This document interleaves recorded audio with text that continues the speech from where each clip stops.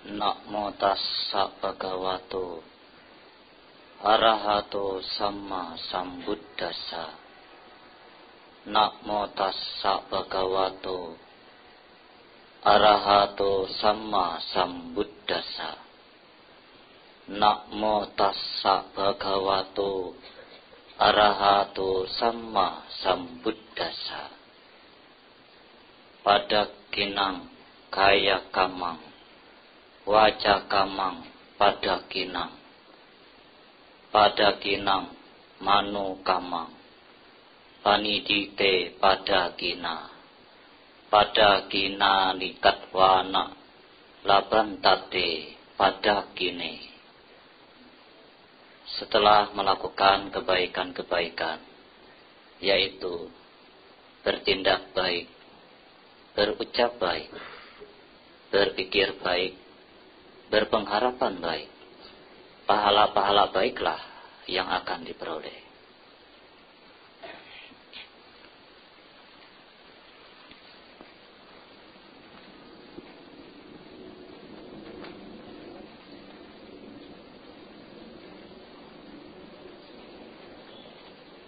Pemimpin puja bakti, ibu bapak, saudara sesdama, pada pagi menjelang siang hari ini, ibu bapak semuanya berkumpul di sini tidak lain adalah untuk melakukan puja, mengingat kembali keluhuran Sang Buddha, Dhamma dan Sangha. Karena keyakinan itulah ibu bapak datang ke wihara Jakarta Dhamma Cakajaya ini. Ibu bapak saudara, pada kesempatan yang sangat baik ini, izinkanlah Bante akan sedikit menguraikan Dhamma Desana. Pada hari ini Bante mengambil tema hidup bahagia.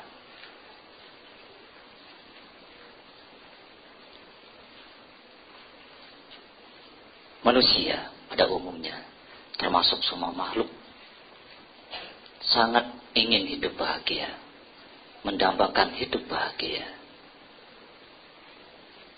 Apa sebenarnya bahagia itu? Dalam bahasa kamus, kamus besar bahasa Indonesia, bahagia artinya keadaan atau perasaan senang dan tentram. Sedangkan kebahagiaan itu artinya kesenangan dan ketentraman hidup, baik secara lahir maupun batin. Nah, di dalam Dhamma juga ternyata ada definisi bahagia itu, yaitu suka. Dan ini juga sama, dibagi menjadi beberapa definisi, yaitu kebahagiaan yang berkaitan dengan indria-indria kita, jasmani dan juga batin. Ibu bapak saudara, yang umum sekali dianggap sebagai bahagia itu sebenarnya adalah kesenangan yang berkaitan dengan indriawi kita, yang berkaitan dengan materi. Makanya biasa orang akan berkata, senang makan enak, senang mendengar suara yang merdu, dan lain sebagainya. Tidak ada orang berkata bahagia makan enak, bahagia mendengar suara yang merdu. Jadi sebenarnya yang umum sekali itu secara konvensional yang dianggap bahagia itu adalah kesenangan. Nah, menurut Dhamma, kesenangan karena indriawi ini sifatnya terbatas, tidak lama. Kalau materinya berubah atau karena proses berlalunya waktu, perubahan itu akan terjadi, maka kesenangan indriawi kita itu akan berubah. Pada saat itu juga kebahagiaannya akan lenyap. Yang muncul apa? Yang muncul ketidaksukaan. Yang muncul apa? Kesedihan, ketakutan, kecemasan, rasa tangis, dan sebagainya. Nah, maka selain kebahagiaan secara indriawi, secara materi, ada kebahagiaan yang lebih tinggi lagi. Sang Buddha menjelaskan di dalam Anguttara Nikaya. Kalau seseorang bertindak baik, berucap baik, berpikir baik, baik siang atau pagi, siang ataupun malam hari, maka kebahagiaan akan ia peroleh baik pagi, siang ataupun malam hari. Nah, Bu Bapak Sesama, apa itu bertindak baik? Atau di dalam Dhamma itu ada lagi istilahnya perbuatan benar, yaitu tidak lain adalah menghindari pembunuhan makhluk hidup. Yang kedua, menghindari mengambil barang yang tidak diberikan. Kemudian menghindari perbuatan asusila. Ibu bapak sesama, menghindari pembunuhan ini sebenarnya sama dengan menumbuhkan sikap cinta kasih dan kasih sayang. Kalau seseorang punya sifat cinta kasih dan kasih sayang, maka ia akan menghargai kehidupan. Makanya orang biasanya ada yang melakukan pangseng, melepas ikan, melepas burung, belut. Tapi Bante belum pernah melihat ada yang melepas kambing, pangseng kambing, kerbau. Mungkin kan rumah mahal ya Ibu Bapak ya. Ya, jarang ada. Yang ada itu pangseng, biasanya ikan, burung, ya ikan lele, belut, dan sebagainya. Nah, Ibu Bapak Sesdama, demikian juga ketika Bodhisatta Siddhartha Gautama, di saat melihat burung belibis dipanah oleh Dewa Datta, ia langsung muncul sifat cinta kasih dan kasih sayangnya. Ia ingin menyelamatkan burung belibis itu. Kenapa ini bisa terjadi? Karena dia sudah melatih sifat cinta kasih dan kasih sayang ini berkalpa-kalpa. Sudah banyak kehidupan. Nah, maka sifat ini bisa tumbuh berkembang. Maka siapa saja yang memiliki sifat cinta kasih dan kasih sayang, maka dia ini akan memberikan kenyamanan, keamanan kepada siapa saja, bukan hanya kepada manusia, tetapi juga semua makhluk. Ibu Bapak Sesdama, yang berikutnya adalah menghindari mengambil barang yang tidak diberikan. Ini artinya sama dengan seseorang itu memiliki penghidupan yang benar. Misalnya kalau berdagang, itu berdagang tidak dengan menipu. Tidak berdagang barang-barang yang dilarang oleh undang-undang, ilegal, bacakan, dan sebagainya.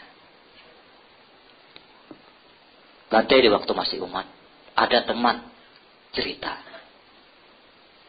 Jadi teman ini punya teman, dan saya pernah ke toko itu, jualan barang-barang onderdil, seperempat kendaraan bermotor. Suatu ketika, ia ditawari oleh sales busi, bungkusnya asli, ya misalnya merek ini, tapi isinya palsu. Tapi dijual di bawah harga yang asli. Nah, pada suatu ketika ada seseorang yang membeli, tidak banyak, dan minta nota. Nota itu katanya, begitu diambil langsung, termas, begini. Ternyata itu intel, polisi.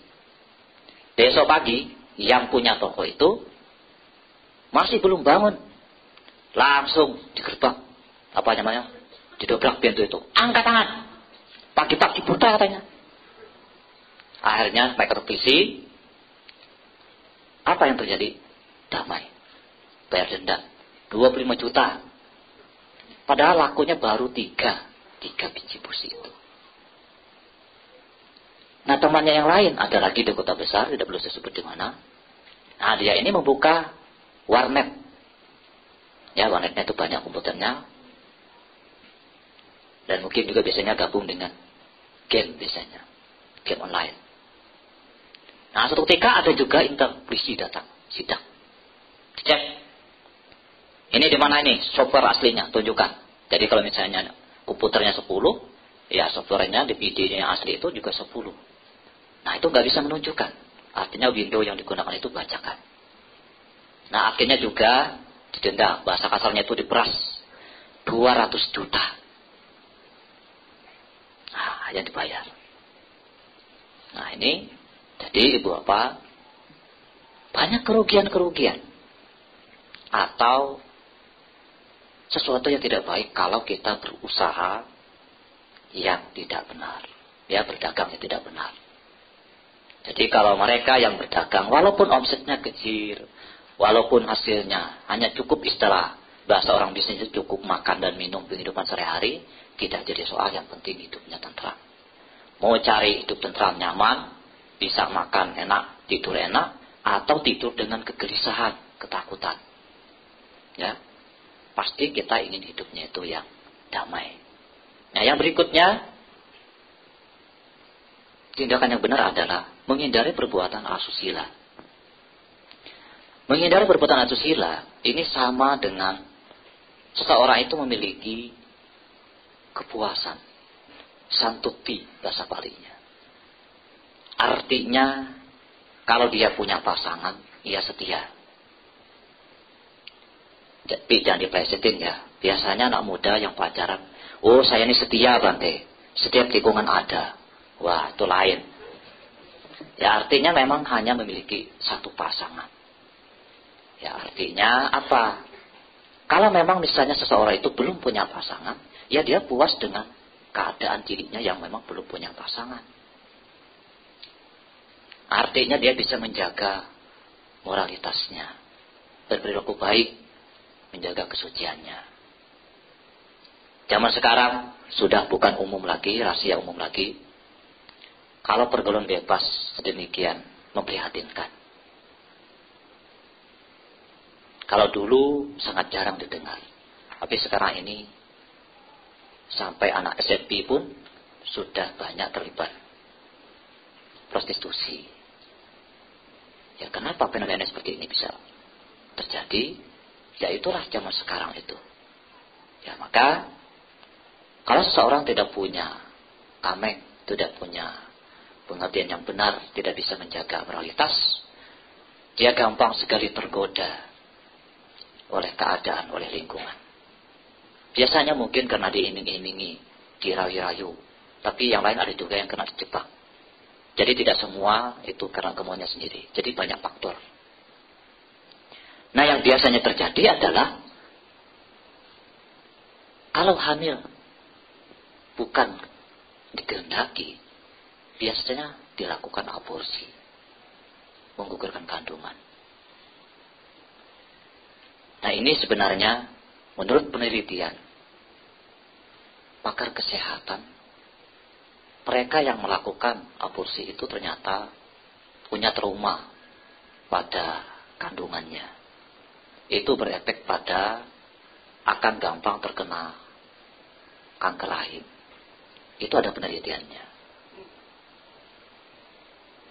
Dan itu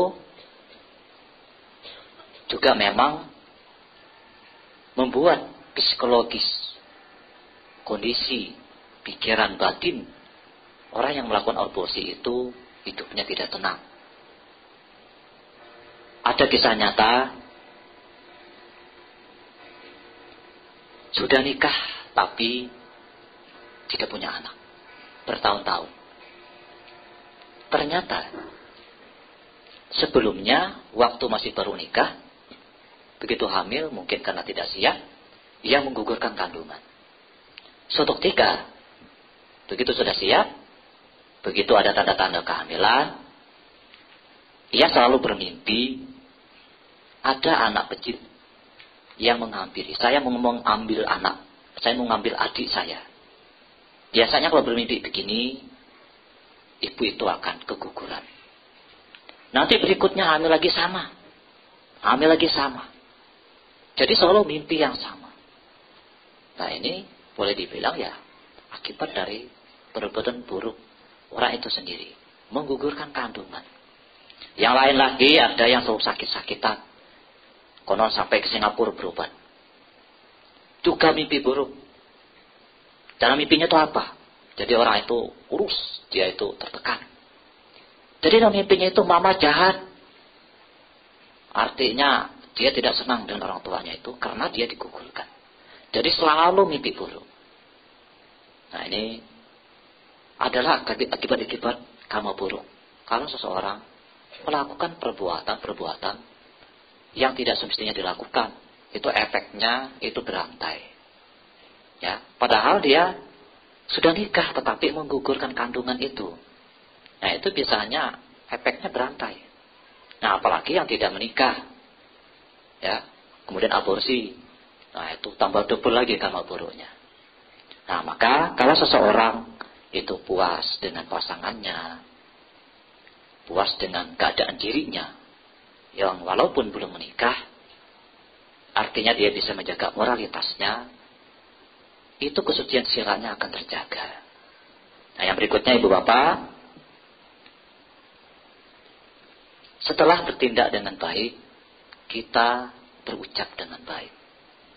Ucapan baik itu meliputi tidak berdusta, berkata kasar, mencaci maki, memfitnah, bergosip, ya, ngalor ngidul bicara yang tidak keruan. Kalau seorang bisa menghindari hal ini, ia akan memiliki kejujuran. Dia akan memiliki sifat yang bisa dipercaya. Ibu bapak sesama, selain itu dia juga memiliki sopan santun. Kata-kata yang halus, tidak kasar. Seseorang kalau ketemu dengan usia sebaya bagaimana? Bicara dengan orang tua, dengan mertua, bahkan dengan mereka yang dituakan, misalnya ketemu dengan para biku, itu bicara juga harus sopan. Jangan ketemu bantai. Nah, jadi bicaranya itu kadang-kadang seperti menganggap bantai itu hanya seperti teman sebaya. Kadang ada juga ucapan yang kurang tepat, kurang pas. Ini Bante waktu sebenarnya sering menemui. Ini sebenarnya sangat kurang baik. Kadang-kadang di dalam mobil. Biasanya kadang pemilik mobil kan orangnya banyak duduk di belakang. Bante ada yang di depan, ada yang di tengah. Lalu tiba-tiba pring bunyi HP-nya. HP-nya di depan. Bante tolong ambilin HP-nya.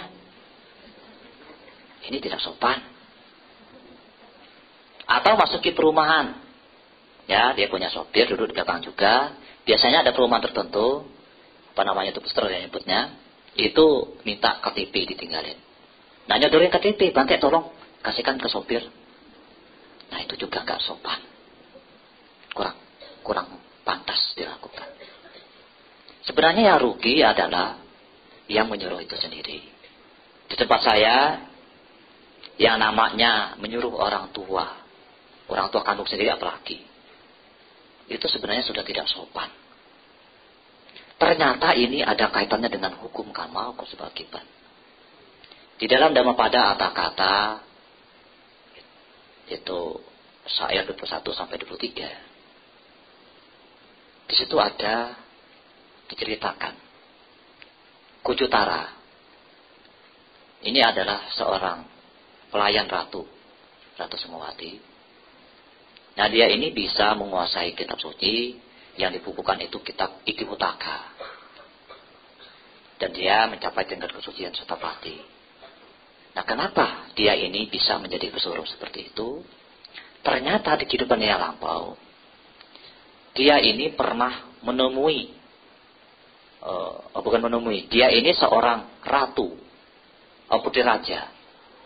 Ada temannya yang menjadi bikuni, temannya ini mencapai tingkat kesucian arahat. Namanya teman, akrab, dia bertamu, datang menemui ya Kujutara kehidupan lampaunya ini dia sebagai putri raja. Ya, jadi datangnya itu langsung masuk kamar. Ya, semua pelayan itu disuruh keluar karena ini teman akrab. Nah, di saat berhias, bersolek, ada satu kotak perhiasan itu dia tidak bisa menjangkau, agak jauh. Jadi dia menyuruh bikuni untuk mengambilkan kotak perhiasan itu. Nah, bikuni ini, karena dia sudah mencapai usia arahat, dia bisa memindai, melihat. Kalau saya tidak mengambil, teman saya ini akan marah. Kemarahannya itu, kebenciannya itu, akan menyebabkan ia lebih berakhir nanti setelah kehidupan ini masuk ke alam neraka. Tapi kalau saya ambil, efeknya nanti dalam banyak kehidupan dia akan menjadi pesuruh orang lain. Nah, karena cinta kasihnya kepada sahabatnya ini, biarlah sahabat saya ini menjadi pesuruh orang lain daripada dia masuk neraka. Dia ambil kotak itu. Nah, makanya di dalam Brahmajala Sutta di Nikaya, Sang Buddha menyatakan, baik Sang Buddha atau para biku itu tidak boleh menjadi pesuruh, ya, layaknya seperti pelayan. Ambilin sana, ambilin ini, nggak boleh. Karena nanti efeknya sebenarnya yang kasihan itu adalah yang menyuruh itu sendiri. Nah, maka ibu bapak setelah mengetahui cerita ini, lain kali mungkin kalau ada teman, keluarga, ya, supaya diingatkan. Ya, mungkin karena ketidaktahuan. Ya, jadi itu termasuk kata-kata yang tidak sopan. Nah, berikutnya ibu bapak, setelah seseorang bertindak baik, kemudian berucap baik, hendaknya seseorang juga memiliki pikiran yang baik.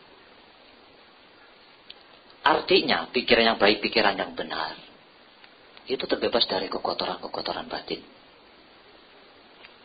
Pikiran yang penuh dengan cinta kasih, pikiran yang ingin semua makhluk itu bahagia, mengharapkan kebahagiaan semua makhluk. Ibu bapak sedama, artinya adalah supaya batin kita ini senantiasa waspada, mempunyai pengertian yang benar. Hal ini bisa muncul, bisa didapat kalau ibu bapak bisa melatih meditasi. Ibu bapak sedama, seseorang kalau bisa melatih moralitas dengan sendirinya, itu akan berefek kepada tindakannya yang baik. Kemudian ucapannya juga baik. Lalu sedikit demi sedikit, itu mengkondisikan bagaimana pola pikirnya ini juga bisa menjadi baik. Ini perlu proses. Biasanya kalau seseorang melakukan upasata sila, pada hari ini hari upasata, yang melakukan puasa. Kalau sehari-hari mungkin seseorang itu berpikir tidak dijaga, berucap tidak dijaga, bertindak tidak dijaga. Begitu seseorang melakukan praktik moralitas, misalnya melakukan upasata sila, dia akan sadar, oh ya, hari ini saya upasata, ada kewaspadaan, ada rem, ada kendali. Berbeda kalau seseorang itu tidak ada tekad, tidak ada pengertian, ya sudah, ya dia mau ngomong apa aja ya silakan, mau bicara apa saja ya silakan, bertindak apa saja ya tidak terkontrol. Nah, maka ibu bapak, biasanya kalau seseorang itu sudah memiliki perbuatan baik, juga ucapan-ucapannya itu terkontrol, kalau melakukan meditasi, itu akan menjadi sedikit lebih mudah. Kenapa? Karena sudah mempunyai dasar. Bante ada menemui seorang umat ibu-ibu waktu masih Samanera. Waktu itu Bante mengadakan dhamma kelas. Karena wihara itu sangat jarang didatangi para biku, apalagi Samanera. Yang datang sangat antusias.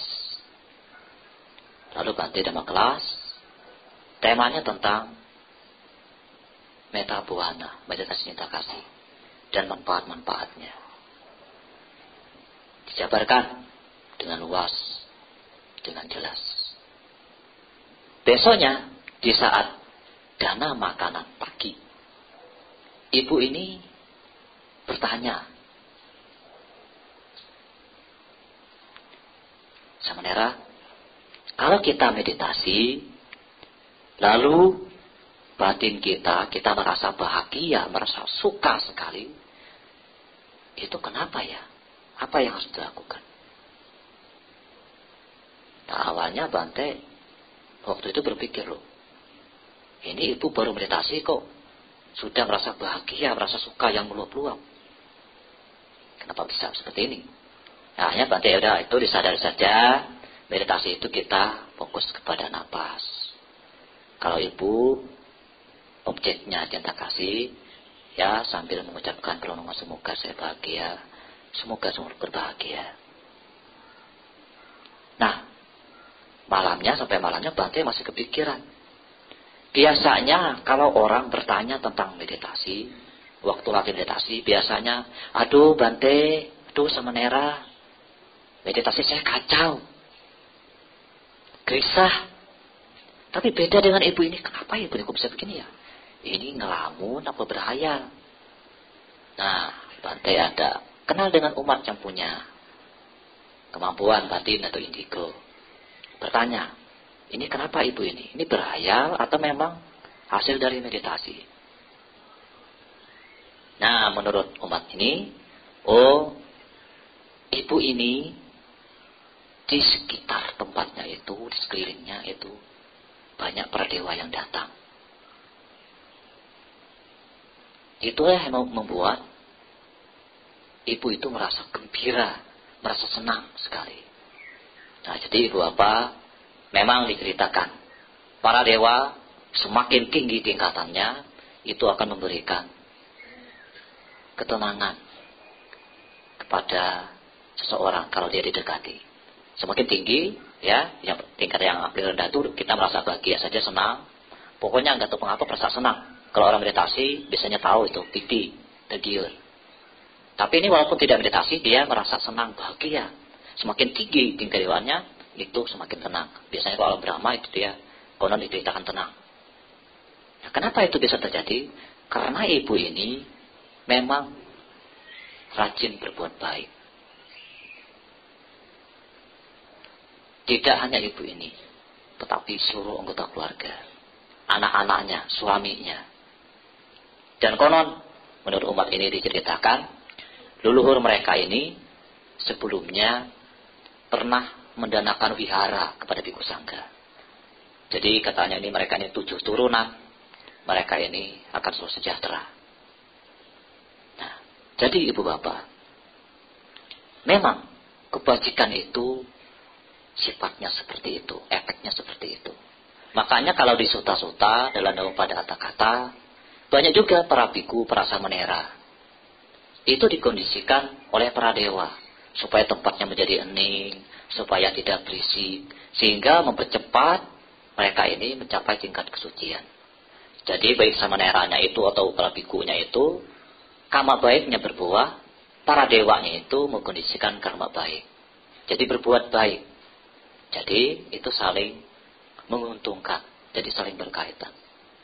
Nah, ibu bapak sedama, maka di dalam kehidupan sehari-hari, kadang-kadang ada orang berpikir, aduh Bante, saya ini belum karmanya untuk bermeditasi.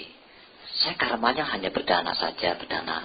Ya, berdana cukup menyokong biku sangga, bisa memenuhi kebutuhan pokok. Ada umat yang begini. Nah, ini sebenarnya hanya alasan tidak mau melatih meditasi. Nah, bagi yang lain, begitu ada orang berbuat baik, misalnya melakukan puja dengan cara mempersembahkan bunga seperti ini. Ya, ngapain berdana dengan bunga? Sang Buddha kan menyatakan, praktek lebih tinggi itu bukan dengan amisa puja, tapi dengan praktek sila, dengan meditasi. Nah, ini karena muncul tidak adanya pengertian yang benar. Maka kalau seseorang punya tahapan-tahapan pengertian yang benar, melihat orang lain berbuat baik, ya, tiap orang itu punya kemampuan, kebijaksanaan yang berbeda-beda. Jadi kalau melihat orang itu mampunya memang bisa dengan amisa puja, ya kita harusnya turut berbahagia. Karena orang itu bisa melakukan perbuatan baik dengan amisa puja. Bagi yang lain bisa melaksanakan 5 sila. Yang lain lagi bisa 8 sila. Atau bahkan ikut membaca samanera. Syukur kalau jadi biku. Atau mungkin ada yang jadi atas lani. Itu kita harusnya turut gembira berbahagia. Berbahagia ini, bergembira ini sudah perbuatan baik. Daripada kita tidak senang, mencemooh, mencela, itu malah jadi perbuatan buruk. Demikian juga kalau kita senang dalam hal-hal yang tidak baik.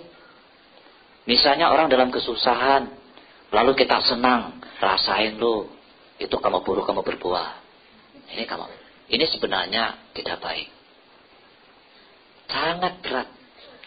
Sang Buddha Gautama ketika masih Bodhisatta, itu pernah timbul perasaan senang ketika melihat saudara-saudaranya, sanak saudaranya itu menangkap ikan, memperoleh ikan yang banyak. Hanya melihat, ya, tapi dia sendiri tidak menangkap ikan. Jadi senang, merasa senang. Jadi senang akan penderitaan makhluk lain. Nah, kira sekarang sebagai seorang semacam Buddha, beliau sering sakit kepala. Ya. Sedangkan keluarganya yang kehidupan lampau itu menangkap ikan itu, kehidupan sekarangnya itu menjadi suku Sakya yang dibantai oleh Pangeran Witatuba. Yaitu karma buruk mereka yang berbuah. Jadi senang melihat kesusahan orang atau makhluk lain, itu sudah merupakan perbuatan buruk yang luar biasa. Dan itu efeknya bukan hanya untuk kehidupan, selalu mengikuti.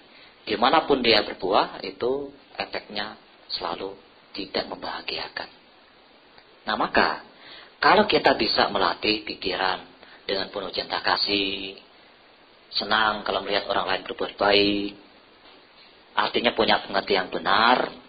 Nah, maka ibu bapak, kesenangan atau kebahagiaan yang muncul karena berbuat baik itu berbeda dengan kesenangan, kebahagiaan yang muncul dari sifatnya materi, yang ada kaitannya dengan indriawi.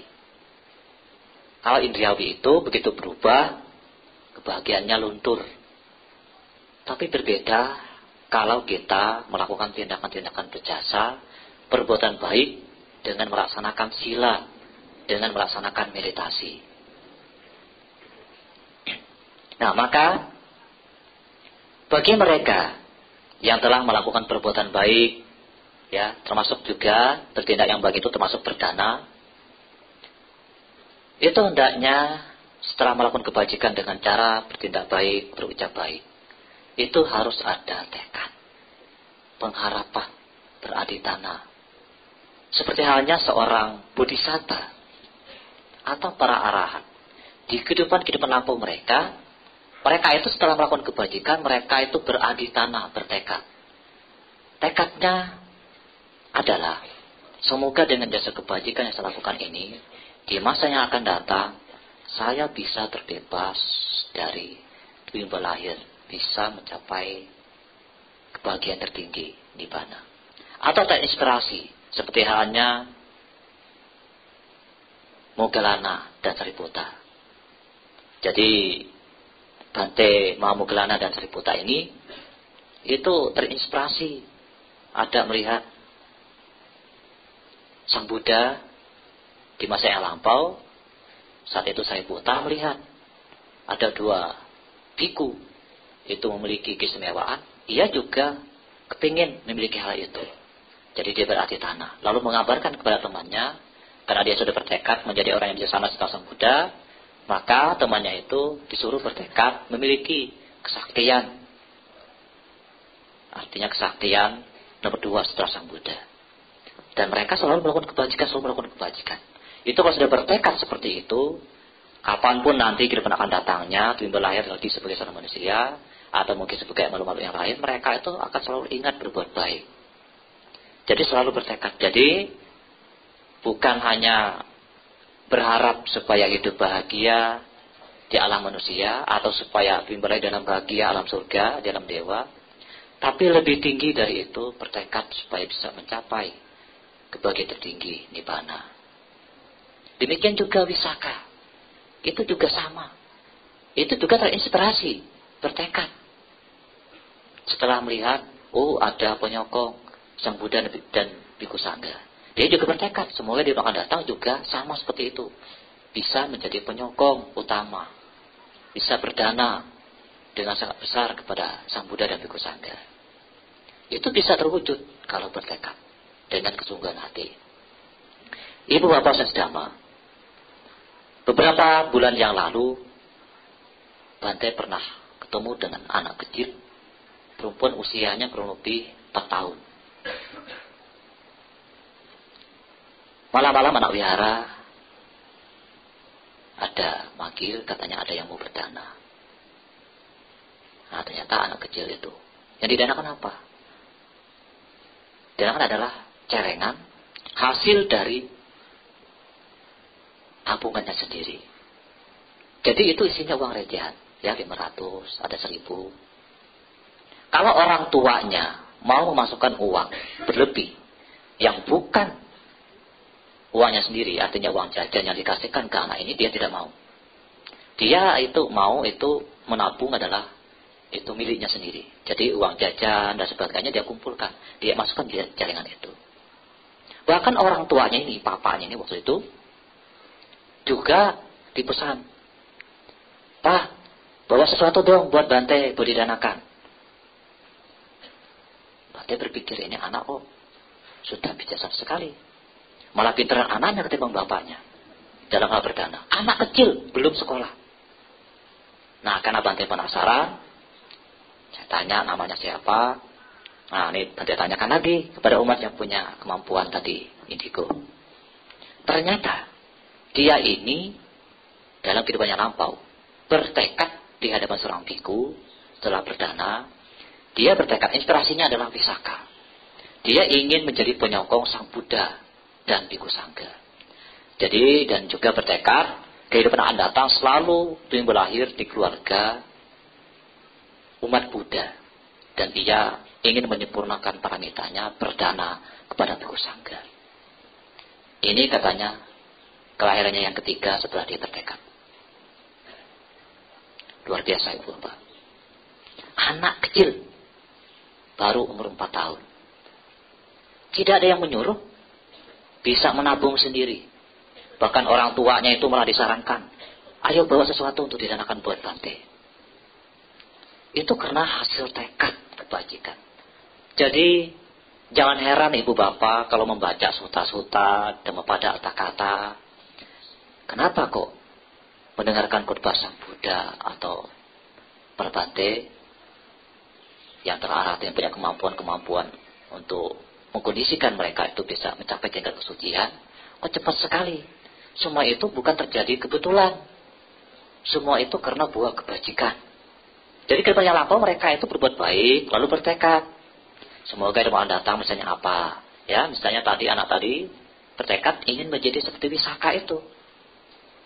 Nah, itu pasti tercapai cita-citanya itu. Hanya masalahnya tidak tahu kehidupan yang keberapa. Yang jelas, memang itu tidak mudah. Sang Buddha saja di Bodhisatta itu kalau baca cetaka-cetaka, wah luar biasa penderitaannya. Nah, sama para arahat itu juga, mereka bertekad. Itu juga beratus-ratus ribu kalpa. tidak mudah untuk bisa mencapai kebajikan-kebajikan tinggi seperti itu. Tetapi ibu bapak, kalau kita punya pengertian yang benar, kita bijaksana. Sampai kapan kita ingin hidup ini hanya sebatas hidup saja? Artinya kita ini hanya berproses. Setelah kita hidup, kemudian proses, tua, mati, tumbuh lahir lagi, tumbuh lahir lagi, tumbuh lahir lagi.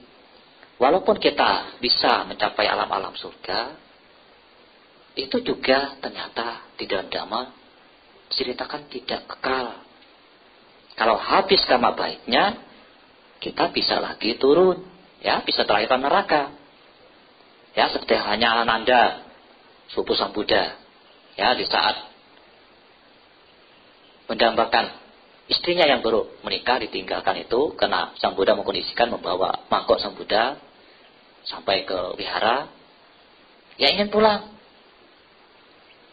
ya, tapi Sang Buddha menahan supaya jadi biku. Jadi biku juga nggak bahagia, karena selalu teringat istrinya. Nah, jadi istrinya katanya cantik, lebih cantik daripada bidadari. Nah, Sang Buddha lalu bertanya, pernahkah melihat bidadari? Oh, belum pernah. Lalu diajak ke alam surga. Dia sakutan Sang Buddha dengan Sang Buddha sendiri. Ah, begitu melihat para bidadari, Sang Buddha bertanya, cantik mana para bidadari itu dengan istri kamu? Oh, Bante, gak apa-apanya istri saya. Jauh lebih cantik para bidadari ini. Istri saya itu tidak jauh beda dengan monyet. Wah, artinya kecantikan kita dalam manusia itu sangat cantik ternyata dengan bidadari, dewa atau dewi di dalam surga itu jauh lebih cantik. Ini di Sutta, bukan Bante yang ngomong, ini di Sutta ada. Dhamma pada kata-kata. Nah, jadi dia bertekad. Nah, kata Sang Buddha, kalau kamu mau menjalankan kehidupan sebagai biku, tidak lepas-lepas, Bante, pastikan kamu akan mendapatkan bidadari itu. Wah, dia bertekad. Nah, lalu teman-teman biku yang lain mengolok-olok. Wah, ini kok katanya biasanya rindu dengan istrinya dan sebagainya. Lalu dibilanglah, begitu tahu ceritanya, dibilang biku bayaran. Bayarannya apa? Supaya dapat bidadari. Nah, dia akhirnya menjadi malu, lama-lama malu. Nah, lalu bertekad dengan serius, akhirnya bisa mencapai tingkat kesucian. Nah, itu luar biasa ibu bapak. Jadi sesungguhnya dari sana juga sampai dari bidadari pun Sang Buddha membawa lagi turun ke alam neraka. Nah, ternyata ada tempat yang kosong, kuali. Nah, Bante, ini kok kosong? Terus siapa? Coba tanya pada penjaga wihara itu. Nah, begitu ditanya, penjaga neraka itu bilang, oh, sekarang ada seseorang katanya, nah ternyata dirinya sendiri di alam manusia lagi melatih sila dengan baik. Nanti setelah meninggal manusia dia akan mencapai alam surga. Nanti habis di alam surga dia akan lahir di sini, di neraka ini. Ya ini yang kosong ini buat dia itu. Ternyata yang dimaksud adalah dia sendiri. Wah, begitu tahu ternyata itu buat dirinya, langsung dia kabur cepet-cepet. Gak mau dia lepas jubah. Ya. Jadi luar biasa ibu bapak. Ternyata alam bahagia, alam surga yang sedemikian panjangnya, yang konon diceritakan alam terbawah saja, Dato Maharajika itu satu hari satu malam di sana, alam kita manusia itu sama dengan 50 tahun. Nah, artinya apa? Sukacita, kebahagiaan di sana jauh lebih tinggi dari sini. Coba ibu bapak kalau lagi bahagia, lagi senang, lagi sukacita, waktu itu terasa singkat. Begitu lihat jam, oh udah jam sekian ya. Ya tak terasa. Tapi beda kalau lagi sedih, lagi menderita, apalagi orang menunggu. Ya, orang menunggu misalnya jemputan, kok lama banget. Ada yang cerita menunggu itu adalah pekerjaan yang membosankan. Ada yang bercerita begitu. Nah, maka ibu bapak, sesungguhnya kebajikan-kebajikan apapun yang kita lakukan dalam kehidupan sekarang, apakah itu berdana, apakah itu misalnya melakukan amisa puja, ya, dengan persembahkan bunga seperti ini di altar pada hari Uposatha, Jait Cakro, atau misalnya melatih 8 sila, lebih tinggi lagi misalnya ikut pebaja atau membaca parita, dan kemudian latih lagi dengan meditasi. Ini hendaknya kita bertekad. Bertekadnya bukan hanya untuk kebahagiaan duniawi ataupun surgawi, tetapi lebih tinggi lagi supaya bisa mencapai tingkat-tingkat kesucian. Karena apa? Dengan bertekad seperti itu akan mengarahkan kita kepada kebahagiaan tertinggi. Jadi kita tidak lagi hidup ini nanti hanya begitu meninggal, timbul lahir lagi, meninggal lagi, timbul lahir lagi, hanya proses. Tidak pernah habis. Kita tidak bisa terbebas. Sebelum kita mencapai tingkat kesucian tertinggi Nibbana, kita akan selalu timbul lahir. Maka kita akan mengalami kesedihan lagi, ratap tangis lagi, duka cita lagi. Sang Buddha menceritakan bahwa ratap tangis, kesedihan kita, kalau dikumpulkan air mata kita ini dari kehidupan-kehidupan yang lampau, banyaknya air samudra di seluruh dunia ini, masih lebih banyak air mata kita, Ibu Bapak. Artinya siklus kehidupan kita itu sangat panjang.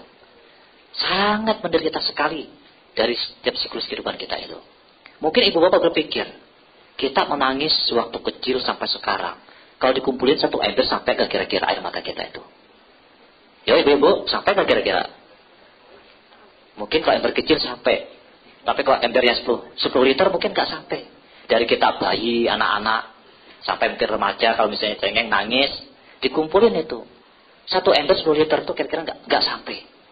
Nah ini Sang Buddha menyatakan, banyaknya air di samudra, di lautan ini, masih lebih banyak air mata kita kalau dikumpulkan dari kehidupan-kehidupan kita yang lampau. Kita ini setelah hidup, meninggal, timbul lahir lagi, hidup, meninggal, timbul lahir lagi. Berputar terus. Artinya kehidupan kita ini tidak pernah berhenti. Makanya Sang Buddha menyebut samsara, kita berputar dari siklus satu kehidupan ke kehidupan yang lain. Maka, mereka yang bijaksana, berpikir, punya pengertian yang benar, itu ingin mencapai kebahagiaan tertinggi, Nibbana. Jadi tidak lagi berpikir berbuat baik, entah itu menjalankan sila, entah itu bermeditasi, entah itu berdana. Tidak lagi berpikir supaya mencapai kebahagiaan yang sifatnya duniawi, ataupun supaya berlahir dalam surga atau alam dewi dewa. Tetapi lebih tinggi dari itu, bertekad beralih tanah. Nah, semoga Ibu Bapak sekalian sedama, apa yang Bante sampaikan ini bisa memberi pengertian, pemahaman, dan memotivasi kepada Ibu Bapak sedama untuk selalu berbuat baik, baik itu berdana, melaksanakan sila, dan juga bermeditasi. Setelah melakukan kebaikan-kebaikan itu, hendaknya kita tekadkan, beralih tanah.